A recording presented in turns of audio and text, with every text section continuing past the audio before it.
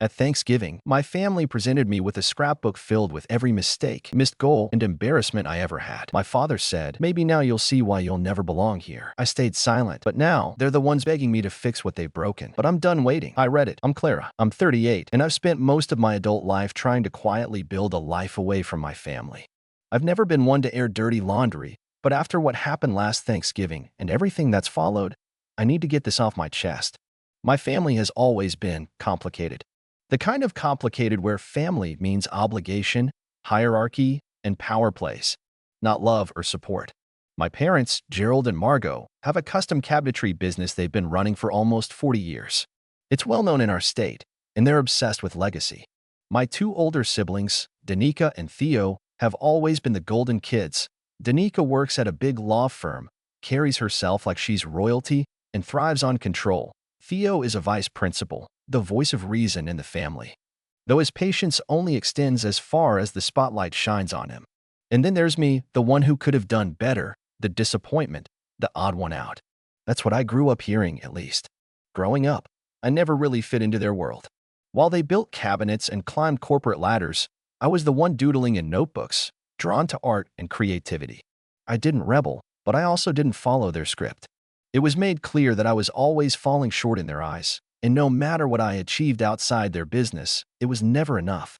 When I finally decided to start my own small custom design business, I was proud, even though it wasn't the family legacy they'd hoped for. But I kept that part of my life at a distance because any mention of it at family gatherings would either be ignored or twisted into a criticism. So yeah, Thanksgiving is always a tense affair, but last year's dinner crossed a line that I never thought they would. I hesitated to go, honestly. After years of passive-aggressive comments and cold shoulders, I didn't see the point. But my sister Danica, ever the manipulator, sent me a message a few days before, all sweet and poisonous. "You owe Mom and Dad one last chance. Maybe this year will be different." I should have known better. When I arrived, everything was picture-perfect on the surface. The house was spotless. Smells of roasted turkey and pumpkin spice filled the air, and my parents were bustling around, pretending everything was normal. Danica greeted me with a tight smile that didn't reach her eyes, and Theo gave a nod that felt more like an accusation. June, Theo's wife, hovered close, watching me like a hawk. Dinner was painfully polite. They barely asked about my work. Instead, they asked about Danica's recent promotion or Theo's new school policies as if I wasn't even in the room. I kept my head down, passing dishes around, listening to the familiar undercurrent of judgment. Mom and Dad exchanged looks whenever I spoke, subtle but sharp enough to make my skin crawl. Then, after dessert, things took a turn. Danica stood up abruptly and clapped her hands, drawing everyone's attention. "Before we wrap up, there's something we all need to see," she announced, her voice chillingly cheerful. She handed me a thick scrapbook. It looked old-fashioned, like something you'd find in a classroom or a family history book. I flipped the cover, and my heart sank. The title was Lessons Learned, a chronicle of Clara's progress. I blinked. The first page was a failing report card from middle school. Underneath, a note: "Could do better with focus." The next was a candid photo of me at a high school party, captioned, "The night she forgot to call home." I kept turning pages, each one worse than the last, printed emails from jobs I'd left, letters of reprimand, social media posts showing moments of struggle, even a crumpled, folded note from when I'd been hospitalized for exhaustion in college. My parents and siblings watched me intently as I sat frozen, my hands trembling slightly. Gerald leaned forward, voice low but heavy. "Maybe now you'll understand why you don't fit here. Why we can't rely on you. Maybe this will finally sink in." Margot nodded, arms crossed, ice cold. "We kept hoping you'd find your place. But maybe you never will." Theo added with a sneer, "You've been a burden long enough." I didn't say a word. I closed the scrapbook gently and placed it on the coffee table. No tears, no explanations. Just silence. I got up and left the room, my heart pounding. I walked out without my coat. No one followed. No one called after me. The rest of the night passed in a blur. I slept on the couch, alone, while the rest of the family gathered to celebrate the destruction they'd just dealt me. In the days that followed, I blocked every number, changed my email, even moved some accounts so they couldn't track me easily. I focused on my business, my small but loyal group of friends, and the life I was building away from them. And yet, despite everything, I kept hearing rumors. Snippets from mutual acquaintances that the family business was failing, that Dad was making bad decisions, that Theo's school was in chaos because of budget cuts, that Danika's firm was in upheaval after some scandal I'd never been told about. They were falling apart. Then, I got a voicemail from Dad. His voice cracked. "Clara, I know we were harsh, but we need you. Please, call me." After I hung up on that voicemail, the silence in my life was deafening, but not in the way you'd expect. It was more like a shield I wrapped around myself. I didn't want to hear from them, didn't want to acknowledge that they still had any hold on me. I told myself I was done. But the cracks in their perfect family facade were getting bigger and louder, whether I liked it or not. I first heard whispers about Dad's decisions from a few longtime clients of the cabinetry business. One afternoon, I met with Mrs. Fenwick, a regular customer who's been buying custom cabinets from my parents for over 2 decades. When she spotted me, her smile faltered, and after a few polite questions, she leaned in and said quietly, "Gerald's been making some risky choices lately. Some of the old craftsmen left, too. Not sure how long they can keep the business afloat." That hit me harder than I expected. I had seen Dad as this unshakable rock, a man who could bend the world to his will with his sheer force of personality. But hearing that the business was crumbling under his leadership felt like watching the foundation of a house crack. What made it worse was knowing I had the skills to help, and yet, after last Thanksgiving, they didn't think I was even capable of showing up. The next day, I bumped into Theo at the grocery store. I wasn't expecting to see him, and I certainly wasn't prepared for the icy disdain in his eyes when he recognized me. He gave a tight nod but didn't say hello. I almost walked away, but something made me ask, "How's the school?" His lip curled in that way that made me feel like I was beneath notice. "Same as always. Lots of problems. You wouldn't understand." It was the same old act, pretending to be too important to explain himself, as if his world was somehow elevated above mine. Weeks passed like that. No contact from the family except vague, desperate messages from Danica, mostly through text, with lines like, "We should talk, it's time to put the past behind us," and "We need your help, Clara." But I ignored them. I was done. I told myself I was finally free. Then, last month, Aunt Rosalind came into the picture. She showed up at my little studio unannounced. I had no idea she'd even been in town. Rosalind's always been one of those relatives who smiles while holding a knife behind her back. She's married into a wealthy family, acts like she's better than everyone, and loves stirring the pot at every family gathering. But standing there in my studio, with her perfectly manicured nails and cold eyes, I felt something else, an opportunity. "I hear things aren't going well at home," she said sweetly, folding her hands. "Your parents are worried. They miss you. They want you back." I swallowed the urge to shut the door in her face. Instead, I offered coffee and said, if they wanted me back, they'd reach out properly, not send you. Rosalind laughed softly. "They've been too proud to admit they need you. But believe me, Clara, they do. The business is sinking. Gerald's decisions have alienated almost everyone. Your brother's losing ground at the school. Danica's got more problems than you know, but she's too scared to admit it." Her words were a jab and a plea wrapped together. I leaned forward. "So what do you want?" She smiled, but it didn't reach her eyes. "I want you to think about coming home. Not for them, but for yourself. You have the talent, the vision. You could save what they're about to lose." I stared at her, heart pounding. This was what I'd been waiting for, the chance to take control, to flip the script. But part of me was wary. How much of this was genuine? How much was just another game? Rosalind must have seen the hesitation. She stood and placed a glossy business card on my desk. "Think about it. You're stronger than they ever gave you credit for." She left, and I sat there, the card in my hand, feeling the weight of the next step. A week later, I decided to do something I hadn't done in years. I reached out to Dad. Not to apologize, not to beg, but to ask for facts. I needed to know exactly how bad things were. We met at a small cafe halfway between his place and mine. He looked older, more tired than I remembered, the confident facade cracking at the edges. Without preamble, he said, "Clara, I'll be honest. The business is on the brink. We lost some key clients. Some employees quit because they couldn't work under me anymore. I made some mistakes, trying to expand too fast, cutting corners." I nodded, letting him speak. But he continued, "We don't have anyone else. Your siblings can't handle it. Danique is trying to keep her job. Theo's wrapped up with school politics. They're good at their things, but the company, it needs someone who understands craftsmanship and design. Someone like you. It was the first time he'd ever acknowledged that I had any value in their world. But the sting of last Thanksgiving still lingered. I asked, "So why come to me now?" His eyes dropped. "Because I was wrong. We were wrong. And if the business fails, the family legacy dies. I don't want that to happen." He looked up, a glimmer of desperation in his eyes. "I'm asking for your help." I felt my fingers tighten around my coffee cup.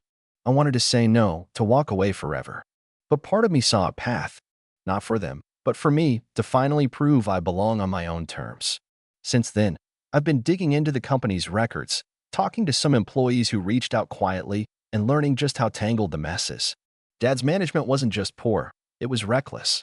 There were unpaid bills, mismanaged contracts, and clients quietly slipping away. Theo's involvement in the company was minimal, more about preserving appearances than actual work.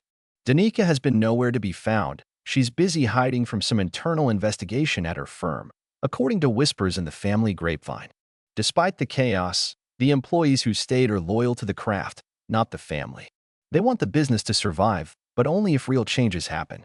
I'm faced with a choice: step in, fix this mess, and reclaim a piece of my family's legacy, or watch it all crumble and walk away for good. But here's the thing I haven't told you yet. Last week, at a family meeting I agreed to attend, mostly to see who I was dealing with, Danica dropped a bombshell that shifted everything. She accused me publicly, in front of everyone, of sabotaging the business. Said I'd been secretly undermining my parents out of spite. She showed text messages, emails, and documents she claimed were proof. But none of it was real. It was all carefully fabricated. And for the first time, I saw the full extent of how deep this family's toxicity ran. How far they were willing to go to keep control and destroy anyone who got in their way. I stayed calm. I didn't defend myself in that moment. Instead, I watched their faces, their smug satisfaction as they tried to corner me. Because I knew something they didn't. I had already started making my own moves behind the scenes, lining up clients, securing contracts, and slowly gaining allies in the business who believed in me. I wasn't going down without a fight. I've never been good at family drama, not because it didn't affect me, but because I always tried to avoid it, to stay under the radar and keep peace. But after last Thanksgiving and the accusations Danica threw at me in that meeting, I realized I had no choice but to fight, not just for the business or the legacy, but for myself. The first thing I did was call Jenna, one of the senior craftsmen still loyal to the company.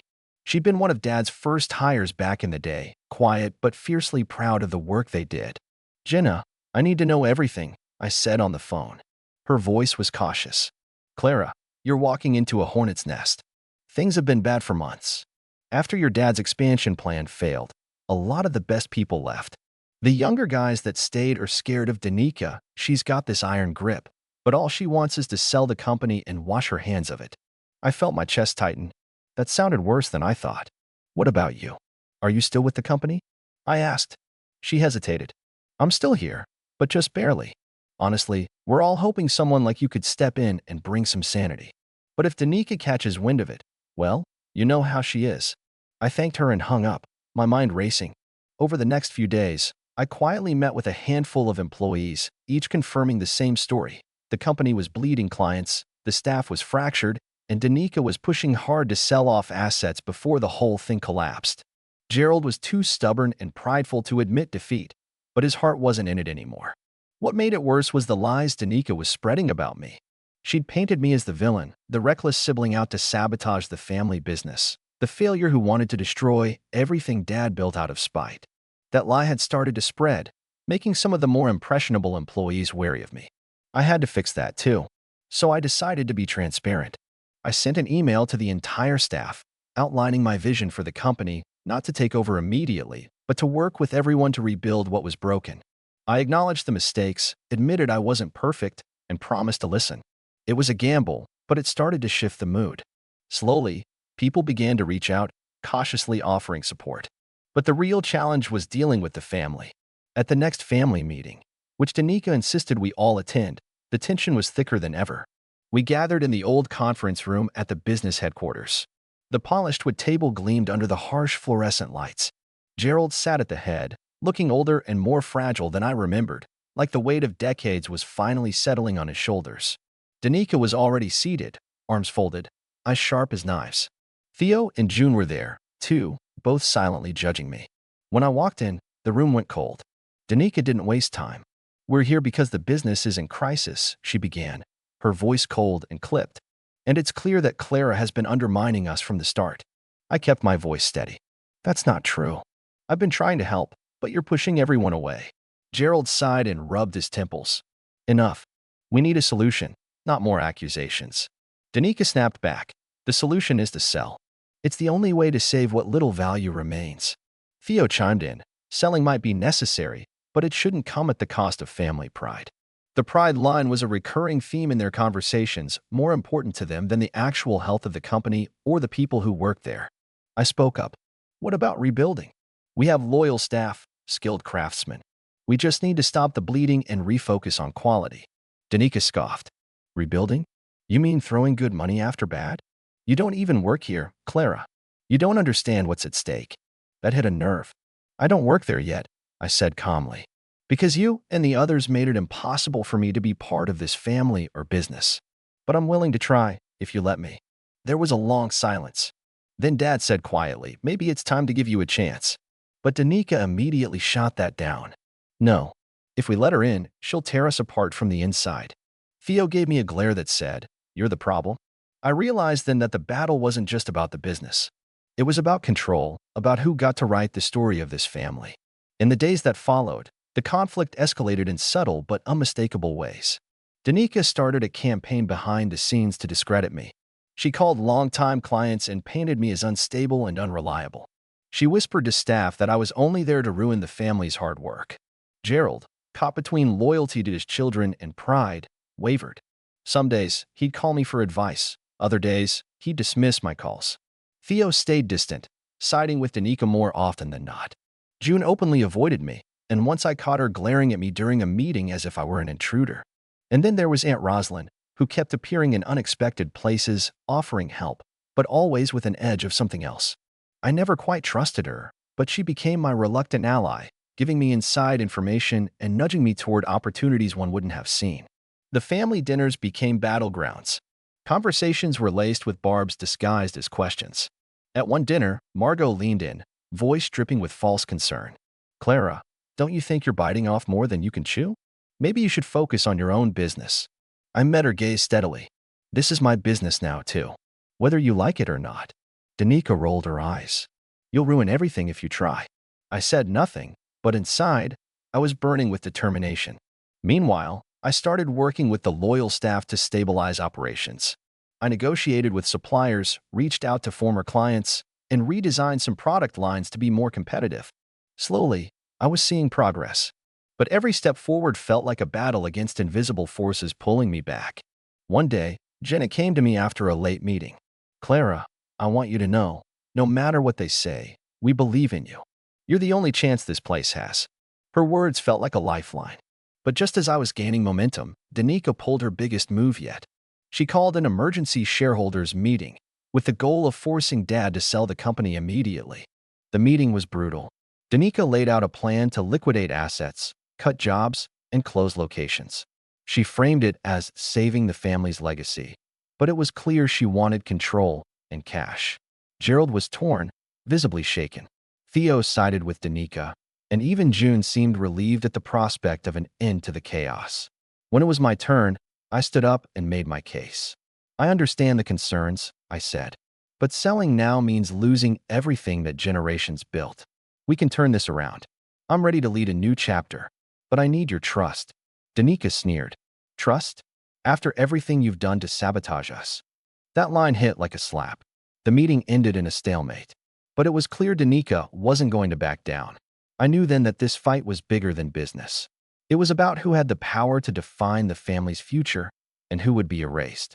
I started gathering evidence of Danica's sabotage, the calls, the misinformation, the forged documents she'd used against me. With Jenna and a few trusted employees, I began building a case. But I also realized I needed allies outside the family, legal advisors, industry contacts, anyone who could help me take the battle to a new level. All the while, the family war raged on.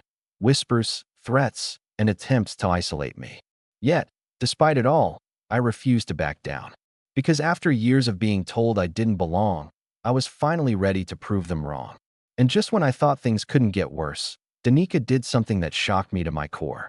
She went to the local press. She spun a story about the family feud tearing apart a beloved local business, painting me as the villain trying to steal the family's legacy. The article was everywhere: social media, local news, even some industry magazines. The backlash was immediate. Some clients canceled contracts.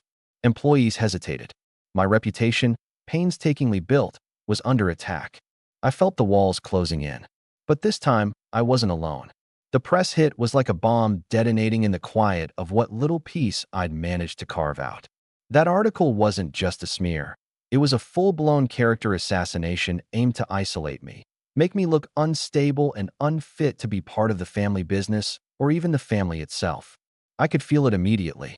The way clients suddenly canceled meetings or delayed contracts. The subtle shift in conversations when I walked into a room. The company I'd grown up around, the people I once thought of as allies, now hesitated to trust me. It was devastating, but what Danica didn't realize was that her reckless move had one major flaw. She thought she could control the narrative alone. She underestimated my resolve and my preparation. I spent the following days digging through everything Danica had ever done to sabotage the company or manipulate the family. Jenna helped me sort through financial reports, emails, and internal memos that were quietly hidden or altered to fit her version of the story.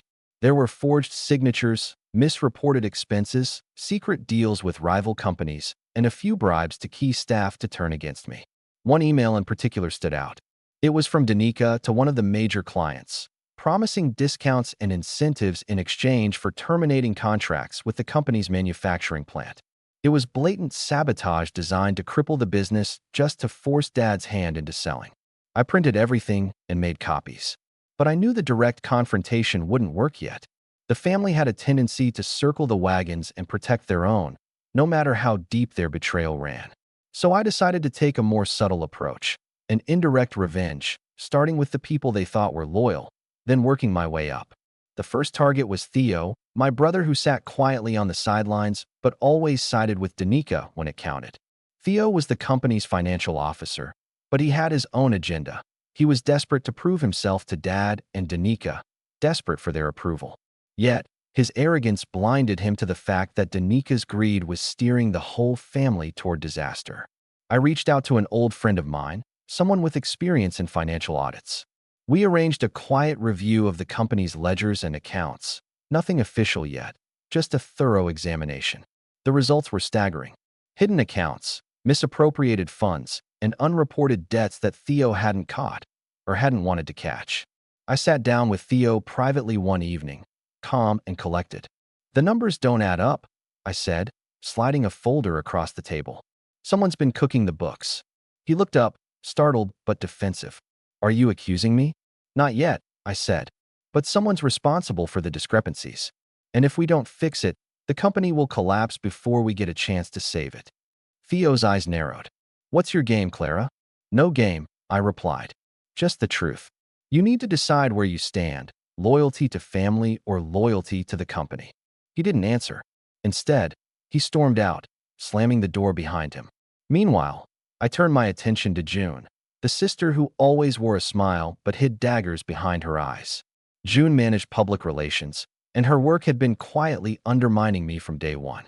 She was the one who handled Danica's press release and the damage control after the scandal broke, that I requested a meeting with the PR team and started asking detailed questions about the recent press leaks, the wording of statements, and the timing of certain announcements. It wasn't long before I uncovered evidence that June had leaked insider information to Danica, intentionally sabotaging our chances to recover from the crisis. Armed with this knowledge, I confronted June in her office. She smiled sweetly, but I could see the tension behind her calm exterior. "June," I said softly, "I know about the leaks. I know who's been feeding Danica information." She froze for a moment, then shrugged. "What do you want me to do? You're not family." I leaned forward. "You don't want to be the one who destroys everything Dad worked for, do you?" Her smile flickered. "You really think you can change things? You don't belong here." "Maybe not yet," I said, "but I'm not leaving. And I'm going to make sure the truth comes out." With Theo and June unsettled, the pressure began to mount on Danica. She sensed the tide turning, and that made her reckless. One evening, I received an anonymous tip about a meeting Danica was holding with potential buyers, shadowy investors who wanted to buy the company at a fraction of its value. I asked Jenna to discreetly attend the meeting and gather information. What she brought back confirmed my worst fears. Danica was actively negotiating a sell-off behind everyone's backs, planning to cash out while the rest of us got left with the ruins. It was betrayal on a whole new level. I decided it was time to force the issue in front of the family. I arranged a meeting and invited every stakeholder, including Dad, Danica, Theo, June, Aunt Rosalind, and a few trusted employees. The air was thick with tension as we gathered in the old boardroom. I started by presenting the evidence, the forged emails, the secret meetings, the financial discrepancies. I laid out everything clearly and methodically, watching the color drain from their faces. Danica's eyes narrowed, but she didn't deny anything. Instead, she launched into a tirade, accusing me of fabricating evidence to destroy her. I didn't flinch. Then, Theo, who had been fuming silently, finally spoke up. "Maybe it's time we stop pretending," he said, voice tight. "The numbers don't lie." June's face turned pale, and even Aunt Rosalind looked uncomfortable. Dad sat quietly, his hands clenched, the weight of decades of pride and pain in his eyes. And just when I thought I had them cornered, Danica dropped her trump card. She accused me of embezzlement, a lie she'd been spinning for months, hoping to discredit me completely. Her accusation shocked the room, and a few people gasped. Dad looked at me, confusion and hurt clouding his gaze. I stayed calm and said, "If that's what it takes to clear my name, then I welcome a full audit." The room went silent. Danica glared at me, then stormed out. That night, the family was fractured beyond repair. I knew Danica would keep fighting, but now the rest of them were starting to see cracks in her carefully constructed facade. The days after that meeting felt like walking through a minefield. Everyone was tense, and the family dinners that once masked a bitter rivalry now openly simmered with hostility. Danica had retreated, but was far from defeated. Her smear campaign against me shifted into overdrive, whisper campaigns, planted rumors, and attempts to freeze me out of any meaningful decision-making in the company. But this time I was ready. The audit I requested wasn't just a formality. I hired a top-tier forensic accounting firm, completely independent, with no ties to the family. They dug deep, far beyond the surface that Danica and her cronies had tried to keep hidden. They uncovered not only Danica's embezzlement, but also several fraudulent transactions linked to Theo, who had quietly been skimming funds to cover his personal debts. June's involvement came to light as well. She had been approving inflated invoices from companies she secretly owned, funneling money out of the business under Danica's protection. The evidence was so clear, so detailed, that even Dad couldn't turn away from it. I called another family meeting. This time, there was no room for theatrics or denial. The forensic report was laid out on the table, thick, undeniable proof of betrayal, greed, and calculated destruction. I watched as the color drained from Danica's face, Theo's jaw clenched tight, and June's smile vanished. Dad finally spoke, his voice low and heavy with disappointment. "I don't recognize any of you," he said, looking each of them in the eye. "I trusted you with everything, and this is how you repay it."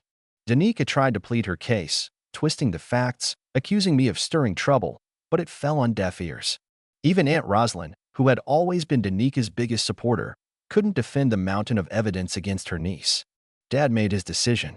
Danica, Theo, and June were stripped of their roles in the company and forced to relinquish any claims to ownership. The board voted unanimously to remove them, and I was officially appointed interim CEO to steer the company back from the brink.